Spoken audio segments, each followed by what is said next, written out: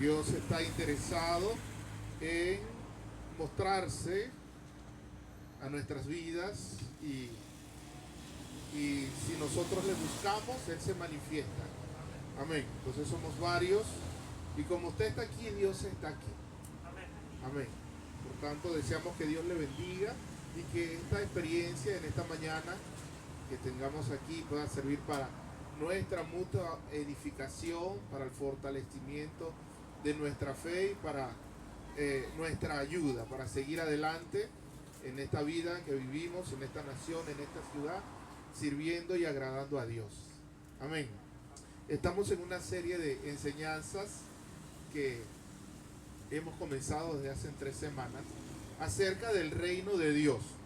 Cuando nosotros vemos la Biblia, Jesús habló acerca del reino de Dios. Él, antes de que Él viniera, se dijo que el reino de los cielos se había acercado. Cuando Él llegó, Él dijo que el reino de los cielos se había acercado y Él predicó el evangelio del reino. Para nosotros, de alguna forma, la cultura occidental, es difícil a veces comprender el tema del reino. ¿Por qué? Porque vivimos en gobiernos democráticos. Tenemos unas culturas diferentes, ¿sí? Ahora en la Biblia, cuando nosotros vemos, Jesús en el capítulo 13 de Mateo habló acerca de 6 figuras que representaban el reino de Dios. Y a todas ellas la inicia diciendo: el reino de Dios es semejante a, es semejante a. Y entonces creemos que si nosotros tomamos estas figuras, nosotros podemos tener una visión de reino. Amén. Necesitamos tener una visión de reino. Queremos tener una visión de reino porque a menos que tengamos una visión de reino, podremos hacer lo que Jesús quiso que hiciésemos y podríamos ver las cosas como Jesús las veía. Amén. En el nombre de Jesús. Ya hemos hablado ya de 3 cosas anteriormente, de 2 cosas. Anteriormente hablamos acerca de, Jesús dijo, el reino de Dios es semejante a una semilla que es sembrada en una tierra, en un campo, y un enemigo viene de noche y siembra mala hierba o cizaña y brotan juntos. Y entonces dice que los obreros dijeron: ¿qué hacemos? ¿Arrancamos la cizaña? Él dijo: no, deja que el trigo crezca con la cizaña hasta que llegue el día de la siega, y allí separaremos el trigo de la cizaña. Eso dice que hay mucho pueblo que se hace llamar pueblo de Dios, pero que no es pueblo de Dios, es cizaña dentro del pueblo. Eso de alguna forma da aprobación a lo que algunos dicen a veces cuando dicen: en las iglesias hay muchos hipócritas. Y de alguna forma a veces tienen razón. ¿Por qué? Porque Jesús dijo que el reino de los cielos, en el reino de Dios, había haber trigo y cizaña, y que iban a estar juntos hasta el día de la siega. Amén. Eso nos dice que nosotros somos la semilla de Dios. En el campo, en la tierra, nosotros somos la semilla de Dios. Amén. Por tanto, le animo que le diga a alguien: tú eres la semilla de Dios. Tú eres la semilla de Dios. Amén. Después dice Jesús otra parábola y dice que el reino de Dios es semejante a un grano de mostaza, que es una semilla muy pequeña que se planta en un campo, y cuando crece, siendo una legumbre, crece hasta más de 3 metros, y dice que las aves de los cielos vienen y posan allí. Y eso habla acerca del potencial que hay en nosotros los que hemos recibido el reino de Dios. Amén. Eso habla de nuestro enfoque y de nuestro alcance. Amén. Los que hemos recibido el reino de Dios. Y hoy vamos a hablar acerca del versículo 33 de Mateo 13, donde Jesús dice la palabra de Dios: otra parábola les dijo: el reino de los cielos es semejante a la levadura que tomó una mujer y escondió en 3 medidas de harina hasta que todo fue leudado. Amén. En esta ocasión Jesús nos ofrece la imagen de la levadura y Él dice: el reino de Dios es como la levadura. Amén. Él dice, el reino de Dios es como la levadura. Y para entender este texto nosotros tenemos que ver la levadura. En toda la Biblia de alguna forma se utiliza la levadura como un símbolo de corrupción. Sin embargo, Jesús no lo está usando aquí como un símbolo de corrupción. Él está diciendo el reino de Dios es como una levadura. Amén. La levadura es lo que también se conoce como fermento. Es un compuesto de hongos. Aquí el hermano Arturo nos podría explicar mejor lo que es la levadura porque él es especialista en química, ¿sí? Y la levadura es un microorganismo, es una bacteria que convierte las azúcares en alcohol y las hace que produzcan dióxido de carbono, ¿sí? Ahora, la levadura hay en casi en todos los organismos hay levadura. Hay levadura en el suelo, hay levadura en las frutas, hay levadura en los intestinos, hay levadura. Pero Jesús se estaba refiriendo exclusivamente a la levadura que se usaba con el trigo, que se usaba para hacer el pan. Y si nosotros vemos la Biblia, le decía, la levadura en ocasiones es presentada como un símbolo de corrupción. En Lucas capítulo 12, versículo 1, Jesús habla acerca de la levadura, diciendo, en esto, juntándose por millares la multitud, tanto que unos a otros se atropellaban, comenzó a decir a sus discípulos primeramente, guardaos de la levadura de los fariseos, que es hipocresía. Él dijo, los fariseos tienen algo en ellos que es como una levadura que fermenta, que daña. Dijo, son hipócritas. Y la hipocresía es como una levadura. Jesús dijo, la hipocresía es como una levadura que está allí y que eso contamina. Ahora, la verdad es que todos nosotros tenemos levadura. Como le decía, la levadura se encuentra en todos los organismos. Y Pablo le escribió a los Corintios en el capítulo 5 de la primera carta, primera de Corintios capítulo 5, versículo 7, dice la palabra de Dios allí, dice, limpiaos pues de la vieja levadura. Es decir, que nosotros cuando llegamos a Jesús traemos una levadura, porque todos tenemos levadura, ¿sí? Para que seáis nueva masa sin levadura como sois, porque nuestra Pascua, que es Cristo, ya fue sacrificada por nosotros. Así que celebremos la fiesta no con la vieja levadura, sino con la levadura, ni con la levadura de la malicia y de maldad, sino con panes sin levadura de sinceridad y verdad. Amén. Dice que la malicia, dice que la frialdad son como levaduras que tenemos, son como levaduras que están en nosotros. Amén. Ahora Jesús dice, el reino de Dios es como la levadura que se mete en tres, una mujer introduce en 3 medidas de harina. Y cuando nosotros vemos esto podemos imaginarnos el caballo de Troya.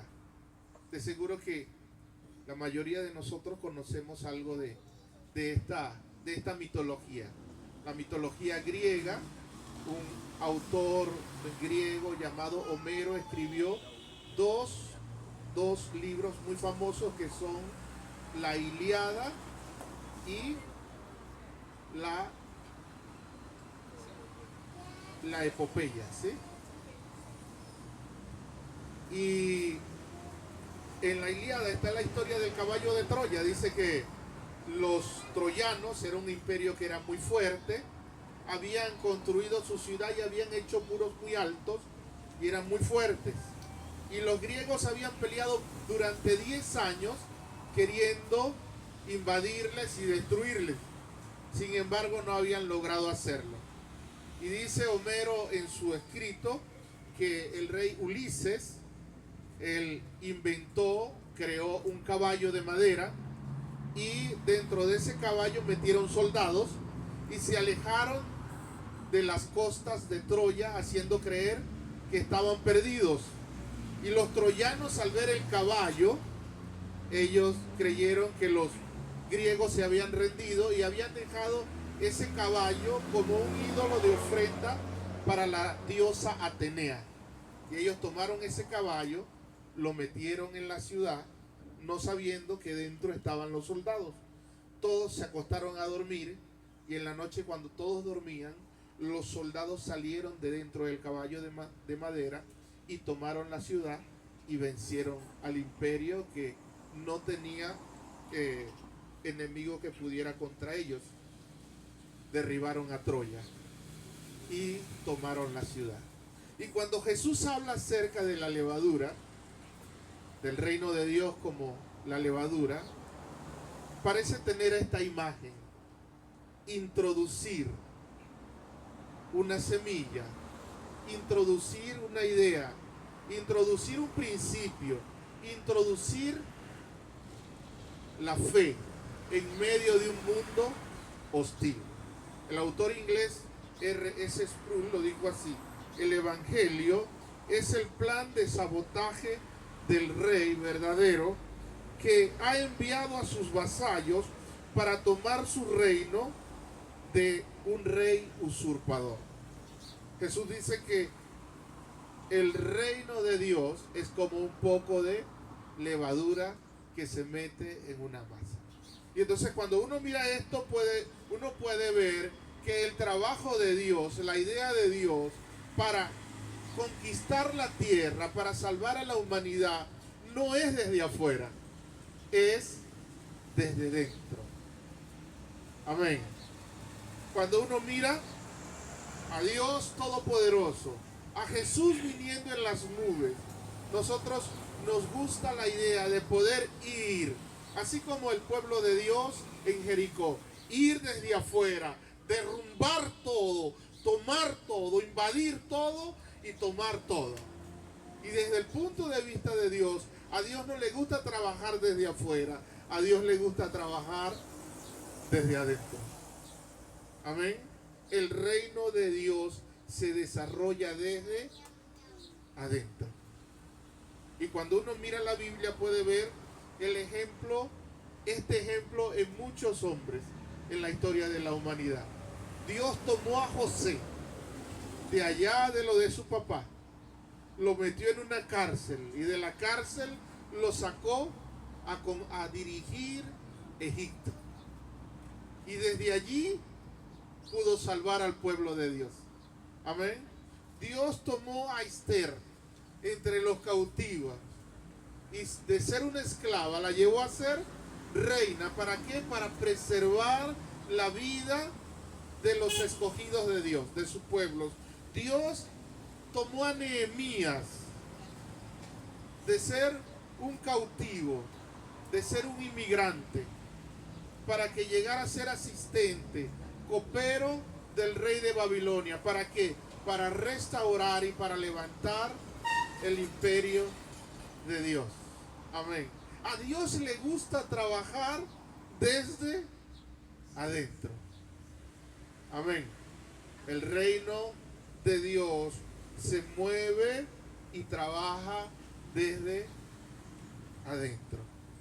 Y cuando nosotros vemos a Jesús en el Nuevo Testamento, Mateo capítulo 5, versículo 13, vemos a Jesús diciendo: vosotros sois la sal de la tierra. Y pareciera paradójico, pero usted puede tener mucha sal y puede hacer un muy buen plato, pero mientras que esa sal está afuera, de nada sirve. Para que la sal pueda cumplir su función, debe ser echada adentro. Amén. Debe estar dentro del guiso, debe estar dentro de la sopa, debe estar dentro de la comida. Porque si no, no hace nada. A Dios le gusta trabajar desde adentro. Amén. Y su reino es un reino que se mueve por influencia. El reino de Dios es como una levadura que se pone en 3 medidas de harina. Amén. Y quizás esto te pueda resultar algo drástico. Dios quiere utilizarte para influir en este mundo y transformarlo. Nadie dice amén. Dios te ha puesto donde estás con la intención de cambiar las cosas. Amén. Dios nos dejó en este mundo para que las cosas sean diferentes. Cuando uno mira el libro de Tesalonicenses, en la segunda carta, cuando se habla del ministerio de la iniquidad, dice que desde siempre ha habido anticristos. El anticristo no es nuevo, siempre lo ha habido, siempre ha habido un movimiento de influencia mundial queriendo pervertir y destruir la humanidad, apartándola de Dios. Dice, siempre han habido anticristos, pero hasta ahora hay algo que lo detiene. Hasta ahora hay algo que lo detiene. Amén. ¿Sabes quién es? Eres tú y soy yo y el Espíritu de Dios que está en nosotros. Amén. Dios habla de su reino de una manera que el reino de Dios es una influencia. Amén. A Dios le gusta trabajar desde adentro. ¿Por qué? ¿Por qué? ¿Sabe por qué? Porque toda invasión es crítica. De la única manera que puedes cambiar a otros es estando en sus propios zapatos. Amén. Es estando allí. Porque si vienes desde afuera, toda invasión genera crisis. El rechazo que hay con los venezolanos a nivel mundial fue un rechazo normal. Porque toda invasión es desagradable. Todo cuerpo extraño es desagradable, no es cómodo. Amén. Y por eso Dios, en vez de traer a sus ángeles y meterlos aquí y forzar a todo el mundo que le obedezca, decidió ponernos a nosotros a vivir en esta tierra, a trabajar y hacer lo que todos hacen para que nosotros seamos lo que cambiemos. Amén. Toda invasión es crítica. La otra cosa es que no hay nada mejor para decir que algo es útil para mí que el testimonio. Tu testimonio es más efectivo que cualquier filosofía, que cualquier predicación. Amén. Porque cuando tú miras un testimonio, tú te miras a ti y puedes decir, esto puede aplicar para mí. Amén. Esta semana alguien me preguntaba, un joven me preguntaba, ¿cómo sé yo que el cristianismo es la religión verdadera? ¿Cómo sé yo, ante tantas religiones, que esto es lo correcto? Que esto no es una filosofía más.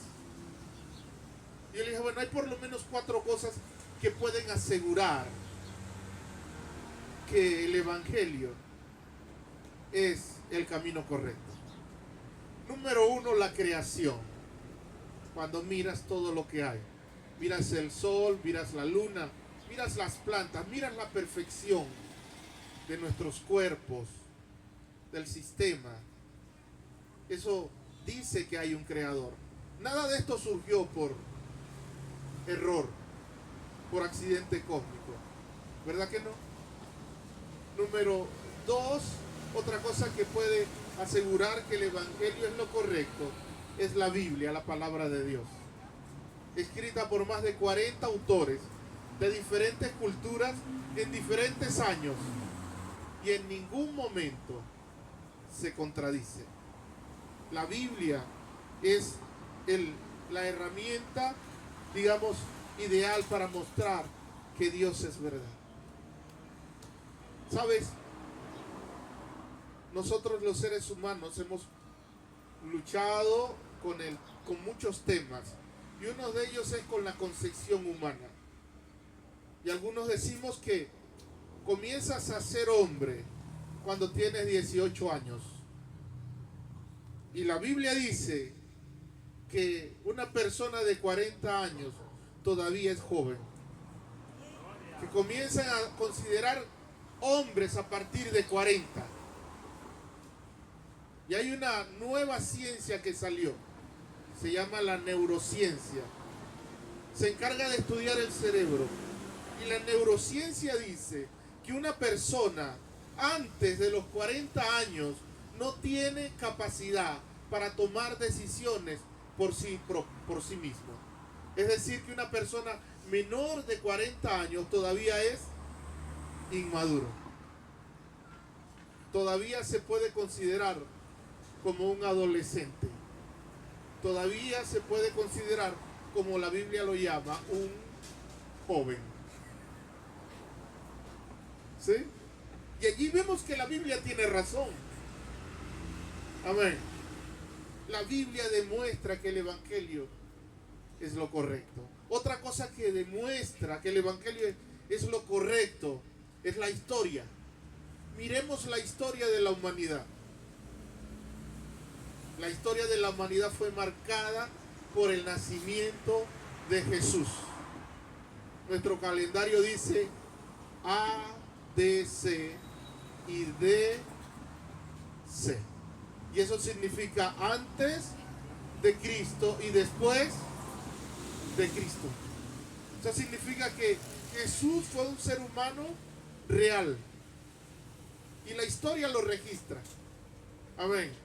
Y la cuarta cosa que demuestra que el Evangelio es lo correcto, ¿sabes qué es? Mi vida, tu vida.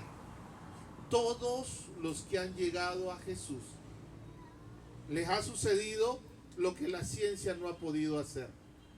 Sus vidas han sido transformadas. Amén. Todos los que se acercan a Jesús terminan siendo nuevas criaturas, nuevas personas. Antes era borracho, antes era drogadicto, antes le pegaba a mi mujer, antes era parrandero, antes hacía esto, lo otro. Y llegué a Jesús y mi vida fue otra. Amén. No hay nada más poderoso para convencer a alguien que el testimonio. Amén. Por eso Dios nos puso en esta tierra. Amén. En el nombre de Jesús. Y otra cosa por la que Dios nos puso aquí, que se puede ver, es que la mejor manera de enseñar, ¿sabe cuál es? El ejemplo. Un ejemplo vale más que 1000 palabras. Amén. Cuando estamos aquí, cuando vivimos, cuando hacemos lo que hacemos, nosotros estamos enseñando a otros cómo se deben hacer las cosas. Amén. En el nombre de Jesús. Bienvenido, adelante. El reino de Dios es como una levadura. Amén. Entonces esto nos pone en una situación que posiblemente debe ser difícil para nosotros. ¿Sabes cuál es? Si estás en el reino de Dios, no eres una víctima, eres un héroe. ¿Sabes? A veces nosotros nos vemos como eso, como víctimas. Pobrecito de nosotros que estamos en este miserable mundo hostil. Pobrecito de nosotros que somos hijos de Dios, del Rey de Reyes y Señor de Señores, y estamos rodeados de maldad. Pobrecito de nosotros. Y cuando oramos y cuando hablamos y cuando decimos algo, casi que damos lástima. Si estás en el reino de Dios, no eres una víctima. Amén. Estás aquí porque has venido a salvar. Amén. Estás aquí porque viniste a transformar. Estás aquí porque tú eres quien marcas las diferencias. Amén. En el nombre de Jesús. No eres una víctima, eres un héroe. Amén. El reino de Dios es como una porción de levadura que se puso en 3 medidas de trigo. Sabes, a veces nos es más fácil identificarnos como víctimas. Pobre de mí. Pobre de mí. Que estoy aquí en esta nación.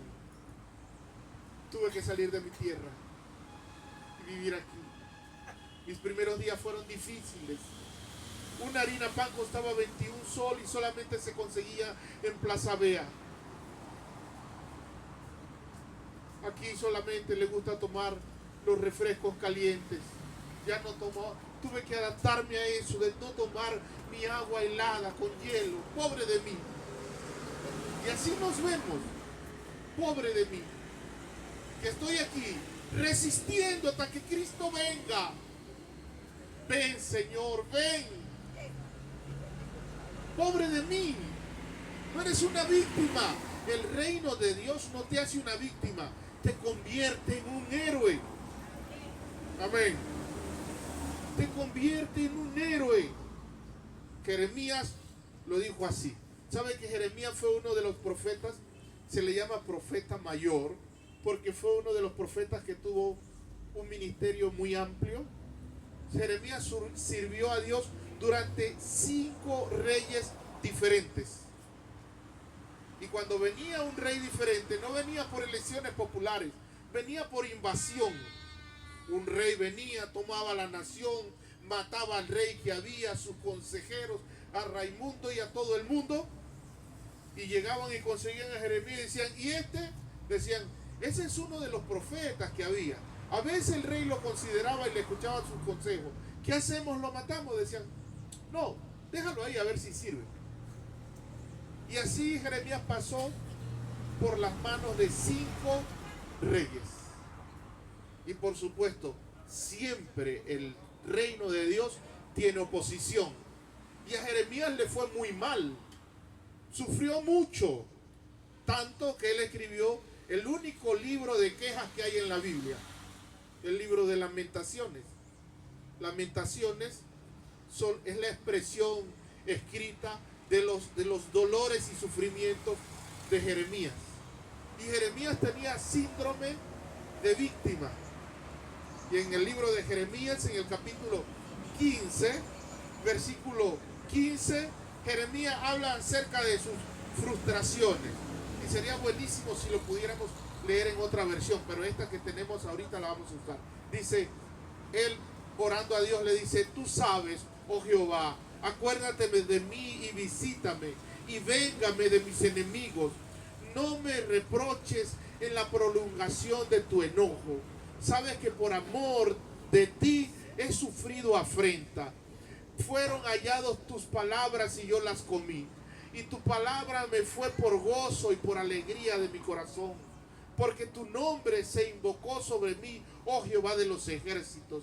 No me senté en compañía de los burladores, ni me engreí a causa de tu profecía.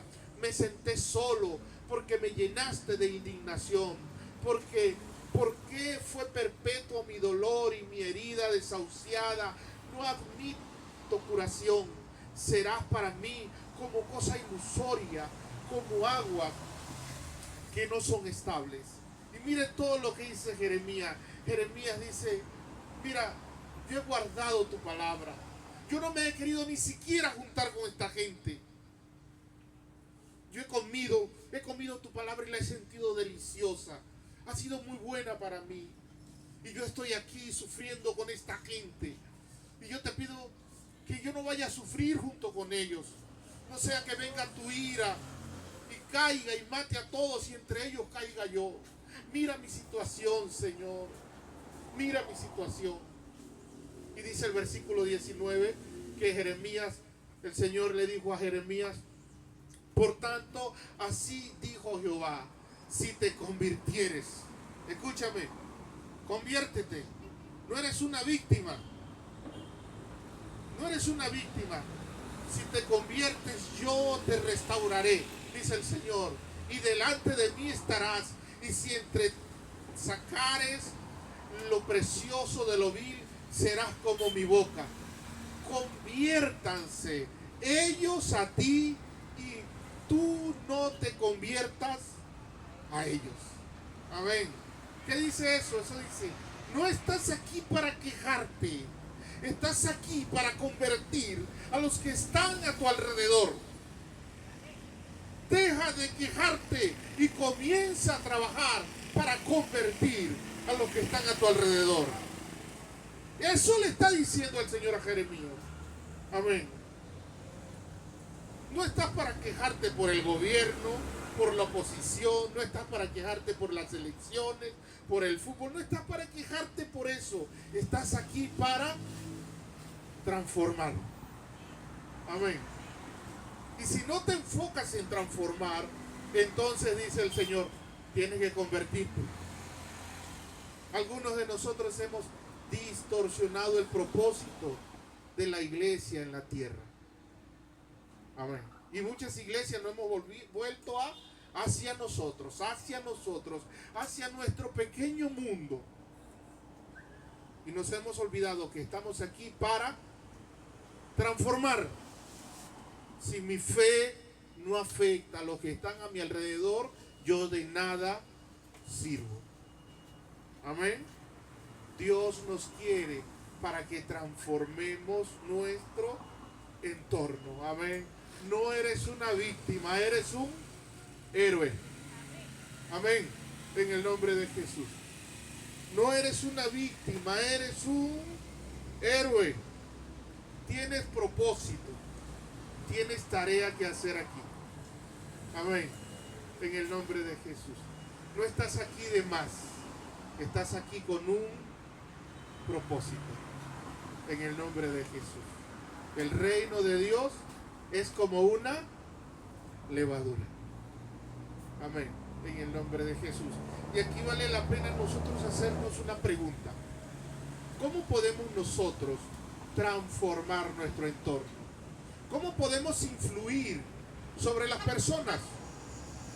Hubo un escritor en los años 70 llamado Dale Carnegie, que escribió un libro muy famoso, hasta ahora es famoso. Se llama Cómo ganar amigos e influir en las personas. ¿Sabes? Pareciera paradójico. Por lo general nosotros tratamos no de transformar a las personas, sino que las personas nos transformen a nosotros. Nosotros no trabajamos en función de los demás, nosotros trabajamos en función de nosotros. Pareciera paradójico, pero es así. ¿Cómo podemos hacer nosotros para transformar nuestro entorno? ¿Cómo podemos nosotros transformar a la gente que está a nuestro alrededor? ¿Cómo podemos influir sobre otros? Oiga, uno, no debes hacerlo desde afuera. Porque si lo haces desde afuera, generas crisis. Tienes que tener identidad con ellos. El apóstol Pablo decía a los corintios, en la primera carta, primera de Corintios, capítulo 9, versículo 19, él dice allí: por lo cual, siendo libre de todos, él dice, me he hecho siervo de todos para ganar a mayor número. Soy libre, pero ¿qué hago? Me hago siervo. ¿Por qué te haces siervo? Porque si yo soy libre y desde mi posición de libre quiero liberarte a ti, que eres un siervo, entonces tú no me vas a comprender. Porque tú vas a decir, no, él habla así porque él es libre. Pero yo no, pobre de mí, yo soy un siervo. De la única manera que puedes liberarlo es siendo siervo igual que él. Amén. Por eso nosotros nos llamamos Iglesia Cristiana Evangélica Internacional. ¿Por qué? Porque queremos alcanzar a todos. Y solamente los que han sido inmigrantes saben cómo alcanzar a un inmigrante, saben lo que siente un inmigrante, saben cómo poder tratar con un inmigrante. Porque si nunca has estado en una situación fuera de tu país, difícilmente vas a poder identificarte y poder acercarte y tratar con alguien que está en esa situación. Amén.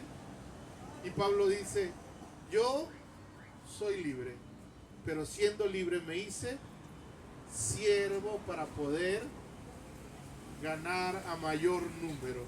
Y dice la palabra de Dios que tú y yo tenemos que ser como la levadura. Sabes, tengo una tía que tiene de joven, tenía un gusto extraño. ¿Sabes lo que es la pediculosis? La pediculosis es una epidemia que se propagaba mucho en los colegios en años anteriores. La pediculosis es la enfermedad que proviene o la epidemia que viene de los piojos. Antes, ir a la escuela era ir a recibir piojos.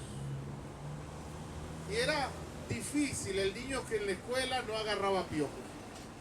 ¿Por qué? Porque en medio del juego, al chocar cabezas con cabezas, los piojos pasaban de una cabeza a la otra. ¿Sí? Y tengo una tía que ella de joven le encantaba sacar piojos. Y fue tanto así que como sus hijas tenían el pelo muy delgado, no se les sostenían los piojos. Fue tanto así que ella llevaba a niños a su casa y les sacaba piojos y los guardaba y se los ponía en la cabeza a sus hijos, para ella sacarle piojos a sus hijos. ¿Sí? ¿Cómo nosotros podemos influir sobre las personas? ¿Cómo podemos influir? Debemos estar adentro. Amén. Debemos estar involucrados en este mundo, no afuera. Hay tres cosas puntuales que influyen sobre las personas. Tres cosas. Tres cosas puntuales que tú puedes utilizar, que yo puedo utilizar, que son las que a ciencia cierta afectan a las personas. Amén. Y la Biblia las menciona. En griego, la primera es ethos. ¿Y sabe lo que significa ethos? Ethos significa ética. Ethos significa valores. Lo primero que influye en una persona son tus valores. Son tus valores. Es tu ética. ¿Sabes? Me pasó esto en mi experiencia de vida. Tenía un carro y el carro se me dañó. Y le pedí a un pastor, que era mecánico, que me ayudara con eso. Y él fue a mi casa. Fue a mi casa a ayudarme con el carro. Desarmó el carro y todo lo demás. Y llegó la hora de la comida. A mí me gustan mucho los vegetales dentro de la comida. Y cuando nos sentamos a comer, mi esposa había hecho una comida con bastante cebolla, con bastante pimentón y todas estas cosas allí. Ese plato bien decorativo, bien rico. Y cuando nos sentamos a la mesa, el pastor vino a comer. Y estaban mis hijos pequeños. Y yo le dije a Isaí y a Rebeca, le dije, no quiero que me dejen en el plato absolutamente nada, porque todo lo que está en el plato es para comer. Punto. Comimos, todos oramos, comimos, todo bien. Todo terminó. Después yo fui a una actividad evangélica Y estaba el pastor pasó a predicar. Y él en su predicación dijo: hermanos, los valores influyen en las personas. A mí me tocó ir a la casa del pastor Juan Carlos a arreglarle su carro. Y yo no comía cebolla en la comida. Cuando nos sentamos en la mesa, él encargó a sus hijos porque tenían que comerse todo lo que estaba en el plato. Hermano, yo no comía cebolla. Ese día me la comí. Y desde ese día, hermano, a mí me encanta la cebolla en la comida. ¿Sabes? Tus valores influyen sobre lo que están a tu alrededor. Tus valores influyen. Y el Señor quiere que nuestros valores influyan en este mundo. Amén. Principalmente nuestros valores. El apóstol Pedro lo decía en la segunda carta, en el capítulo 1, versículo 5. Él dice: añadan, dice, vosotros también poniendo toda diligencia por esto mismo. Él dice: añadid a vuestra fe virtud. Dice: eso que creen, añádanle valores. Amén. Añádele ética a lo que crees. Porque si lo que crees no tiene ética, no sirve. Añádele valores. Añádele honestidad, sinceridad, respeto, amor.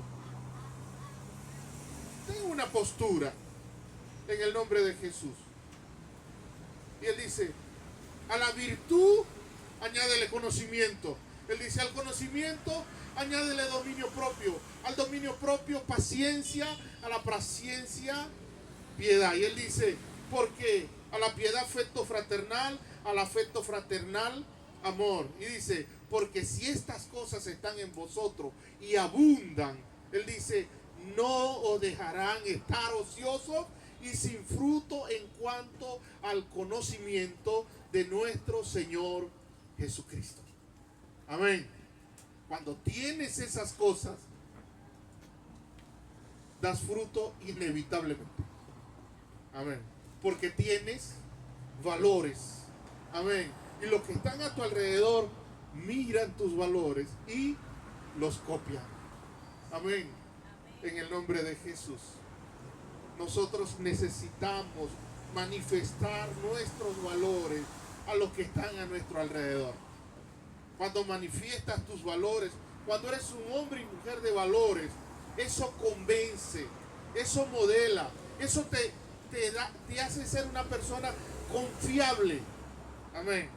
El gran problema con nuestros hijos en el tema de la crianza es que a veces nosotros no tenemos valores precisos. Le decimos: las malas palabras no se dicen. Y cuando nosotros nos molestamos, decimos malas palabras. Nosotros le decimos a nuestros hijos: no mientas porque mentir es malo. ¿Y nosotros qué hacemos? Le mentimos. ¿Y qué estamos haciendo allí?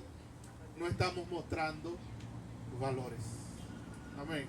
Pablo a los Filipenses dijo en el capítulo 1, versículo 27, él dijo: solamente una cosa les pido.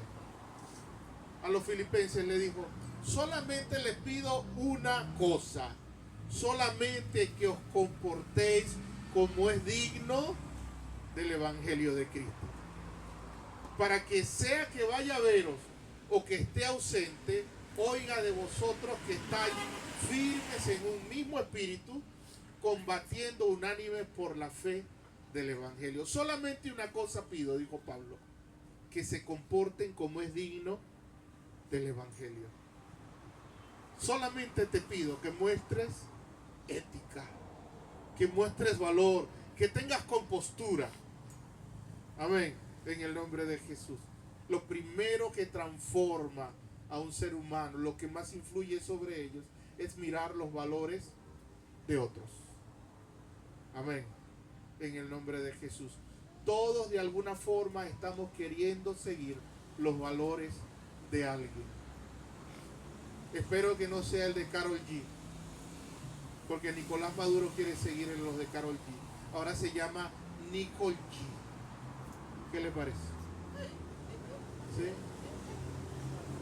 Todos quieren seguir algún tipo de valor. Nosotros debemos encargarnos de seguir el valor de Cristo y que otros puedan seguir nuestros valores. Amén. En el nombre de Jesús. La segunda cosa que transforma a los seres humanos es esta. En griego, patos. ¿Y sabe lo que significa patos? Patos significa pasión. Amén. Pasión. El fútbol fue un deporte netamente europeo. Y hoy es un deporte mundial. ¿Por qué? ¿Porque es el mejor? No, no es el mejor. ¿Por qué? Porque la hinchada deja el corazón gritando gol. ¡Gol!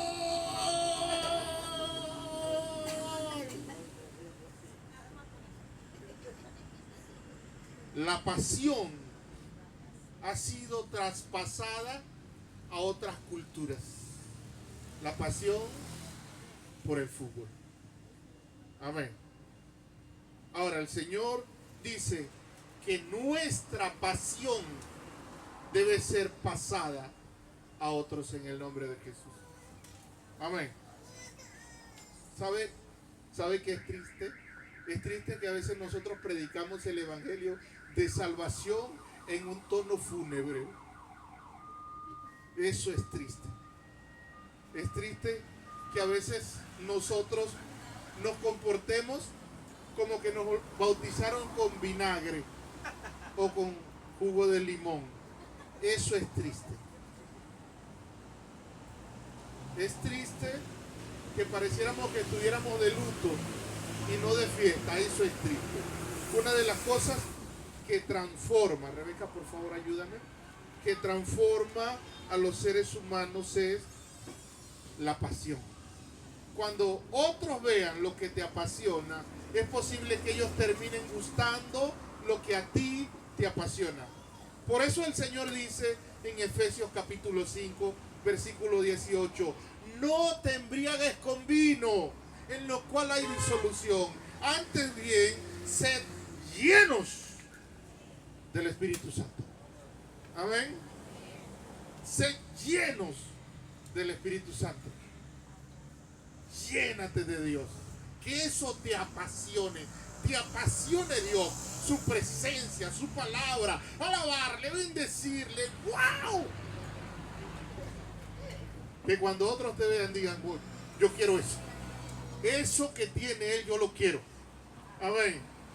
La Biblia dice en el libro de los Hechos que cuando el apóstol Pablo estaba predicando la palabra y los creyentes, dice que el apóstol Pablo ponía las manos sobre los creyentes, el apóstol Pedro ponía las manos sobre los creyentes y los creyentes recibían el Espíritu Santo. Hubo un mago llamado Simón que le dijo, yo quiero eso. Yo quiero eso. ¿Cuánto tengo que pagar? Amén. En el nombre de Jesús. Hermanos, nuestra pasión debe transformar a los que están a nuestro alrededor. Amén. Por eso el Señor dice en Romanos capítulo 12, versículo 11, que nosotros debemos ser fervientes. Él dice, en lo que requiere diligencia, no perezoso, dice él, fervientes en espíritu. Amén. Ferviente en espíritu. Estoy encendido con esto. Mira, no tengo pereza. ¿Vas a la iglesia? No, hoy no voy. Hay mucho frío. Y entonces, pero cuando alguien te ve, te pregunto, ¿qué va a querer? ¿Va a querer ir a la iglesia? No, si él dice que tiene frío, ¿qué voy a hacer yo? Debes tener fuego, pasión, debes estar encendido, debes ponerle drama. La palabra patos es donde también viene la palabra patético, debes ponerte patético con respecto a la fe. Y cuando hablamos de patético, es alguien que le pone una exagerada emoción a algo. Amén. El Señor dice, ¿quieres transformar? Ten pasión. Ten pasión por lo que haces. ¿Sabes? A Dios les encantan los exagerados. A Dios les encanta eso. Dios es un Dios exagerado. Mira a tu alrededor la diversidad. Así es Dios, exagerado. El pueblo de Israel eran esclavos y estaban en el desierto. Y Dios le pidió que hicieran un tabernáculo. ¿Y sabe lo que tenía el tabernáculo? Oro. Las barras que tenía eran de oro, las varas con que lo cargaban. Las cortinas eran de carmesí, de piel de tejón. En un desierto donde no hay nadie, ahí andaba esa carpa andante multicolorida y bellísima. Qué exagerado es Dios. A Dios le gusta así. Amén. Dice que Jesús, antes de que fuera entregado, estaba reunido en la casa de un hombre, y allí llegó María de Betania, se tiró en el suelo, tomó un frasco de nardo puro, lo rompió, se lo echó en la cabeza y en los pies y comenzó a llorar. Y todos dijeron, qué exagerada esta mujer, viene a botar todo este dinero aquí, más de 300 denarios. ¿Cuánta gente podía haber comido con eso? Y Jesús le dijo, déjela quieta, no le digan nada. No le digan nada. Donde quiera que se predique este evangelio, se va a hablar de esta exagerada. Amén. En el nombre de Jesús. Ponle pasión a tu fe y verás cómo los que están a tu alrededor cambian. Amén. Y el último elemento clave para transformar a otros. El último elemento clave para transformar a otros, ¿sabes qué es? Son tus palabras. La palabra griega es logos, que significa verbo. Habla bonito hoy. Habla bonito. La manera como hablas transforma tu entorno. Amén. La manera como hablas transforma a las personas que están a tu alrededor. Amén. Por eso el Señor le dijo a los Efesios en el capítulo 4, versículo 29, Él dijo, ninguna palabra corrompida salga de vuestra boca. Ninguna palabra cochina salga de tu boca. Ninguna palabra corrompida salga de tu boca, dice, sino la que sea buena para la necesaria edificación de los que, a fin de dar gracia a los oyentes. Escúchame, Dios dice que tus palabras le den gracia al que te oye. Amén. Que tus palabras le gusten al que te oye. El problema no son las lisuras. El problema no es lo corrompido que tú puedas tener el corazón. Ese no es el problema. El problema es el que te escucha. Y Dios dice, no digas nada malo, no por ti, sino por el que te oye. Por el que te oye. El pecado no está en que esté adentro. El pecado está que el que te oye salga dañado por lo que tú dices. Y por eso el Señor dice que lo que digas sirva para edificar y dar gracia al que te oye. Amén. ¿Por qué? Porque tus palabras transforman. Amén. ¿Sabes? Dicen que un elogio dura 27 días. Cuando tú dices una buena palabra a alguien, eso tiene una duración de 27 días en su mente. Una palabra buena. Pero sabes, una palabra mala dura para siempre.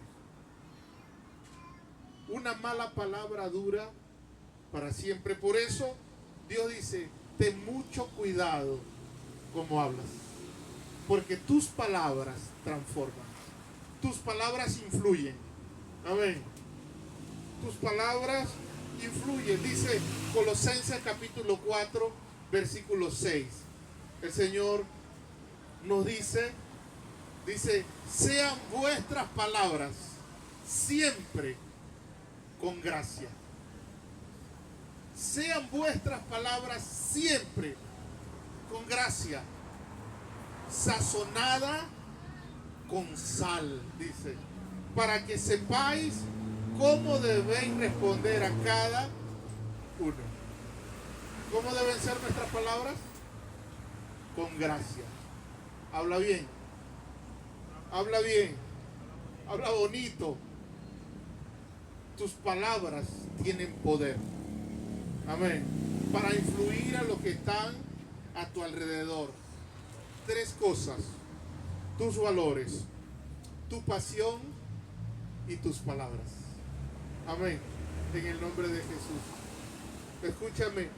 Si no tienes valores, si no tienes ética, procura tenerlo en el nombre de Jesús. Recuerda que eres un representante del reino de Dios. Amén. Procura ubicar pasión donde debe haber pasión. ¿Sabes?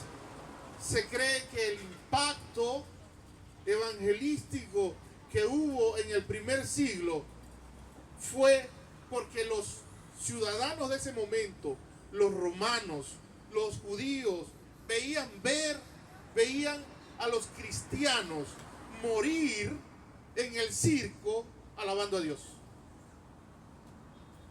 Podían verlos guindando de un poste, bañados en aceite y encendidos, dándole gloria a Dios. Gloria a tu nombre, Señor.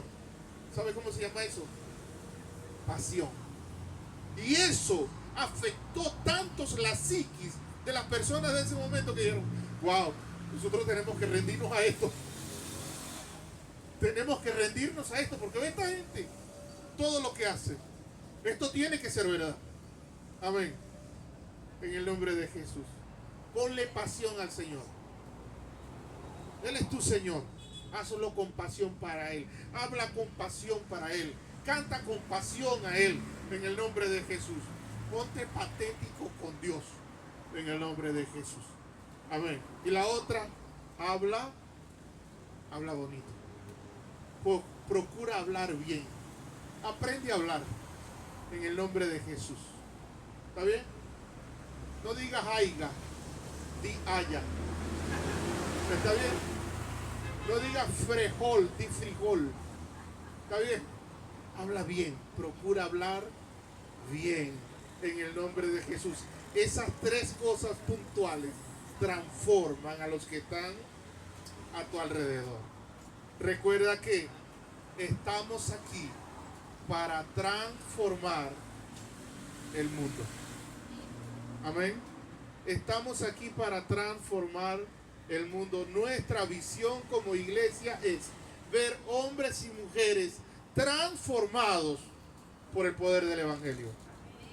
Ver hombres y mujeres transformados por el poder del Evangelio. Hasta que no veamos hombres y mujeres transformados por el poder del Evangelio, no podemos sentirnos bien. No estamos aquí para predicar nada más. No estamos aquí para pararnos en una esquina y comenzar a dar gritos. No estamos aquí para eso.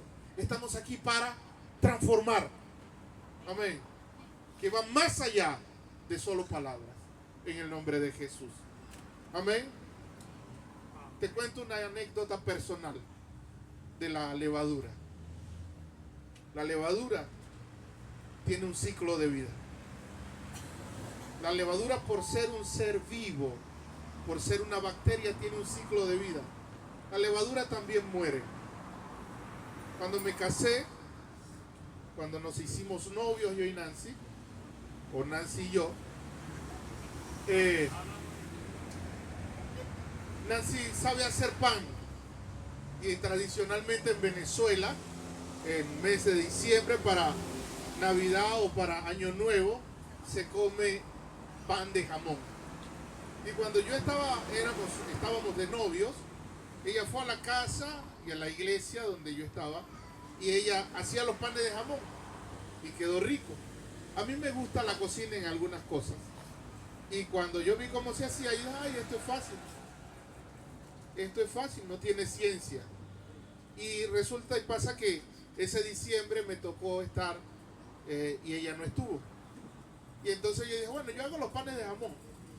Gran cosa, ¿qué es eso? Hacer panes de jamón. Nancy los hace. Si Nancy los hace, yo lo puedo hacer. ¿Está bien? Y yo agarré, hice mi harina, puse mi levadura, hice todo como lo había visto hacer y hice mis panes. Hice como 12 panes de jamón bien proporcionados. Y cuando estuvieron los panes, cuando se dio el tiempo, los panes no parecían panes, parecían galletas. Los panes no levantaron, se quedaron allí del mismo grueso que los metí. ¿Sí? Y yo sufrí una vergüenza por los panes, pues. Después entendí que la levadura se muere. La levadura, cuando es expuesta al medio ambiente, cuando es expuesta al calor, cuando es expuesta a la humedad, se muere y ya no leuda, ya no sirve. Y asimismo Jesús dijo que si la sal pierde su sabor, no sirve para nada. Y sabes, es triste, pero a veces nosotros como hijos de Dios podemos llegar a ser como la levadura, que hemos perdido nuestras propiedades, que ya no afectamos a los que están en nuestro entorno. Nosotros debemos arrepentirnos en el nombre de Jesús si esa es nuestra situación. Amén. Y debemos procurar hacer ajustes en el nombre de Jesús. Y no debemos estar tranquilos si donde estamos las cosas no cambian. A donde quiera que tú vayas, a donde quiera que tú estés, con las personas que te rodeen, deben haber cambios. Amén. ¿Por qué? Porque tú eres la levadura de Dios. Tú eres el agente transformador de Dios en el nombre de Jesús. Amén. Cuando tú llegues, debes tener este pensamiento: el día que me vaya de aquí, las cosas deben ser diferentes. Amén. El lugar donde tú llegues, piensa en esto: a partir de hoy, las cosas comenzarán a cambiar, porque ha llegado el agente transformador de Dios en el nombre de Jesús. Amén. Cuando nuestros hijos vayan al colegio, pensemos y enseñémosles: no eres víctima, vas allí porque vas a transformar. Amén. No es sacarlo, no es hacer lo que hicieron los amis, lo que hicieron los cuaqueros, lo que hicieron otros en el pasado, que se alejaron y se fueron a vivir solos y se alejaron de toda la corrupción. Ese no es el plan de Dios. El plan de Dios es que estemos dentro y que desde adentro hagamos un plan de sabotaje y cambiemos todas las cosas en el nombre de Jesús. Amén. Amén. Dios nos ha llamado a transformar. Amén. En el nombre de Jesús. Yo le pregunto: ¿cuántos queremos ser esos agentes transformadores de Dios? ¿Cuántos queremos ser usados para que se leude todo lo que está alrededor? ¿Cuántos queremos ver hombres y mujeres rendidos a los pies de Cristo? Ver maldicientes, ya no ser maldicientes, sino adoradores del Señor. ¿Cuántos queremos ver blasfemos, ya no siendo blasfemos, sino ahora siendo adoradores del Señor? ¿Cuántos queremos eso? Dios nos ha llamado a eso en el nombre de Jesús. ¿Por qué no se pone de pie y oramos al Señor?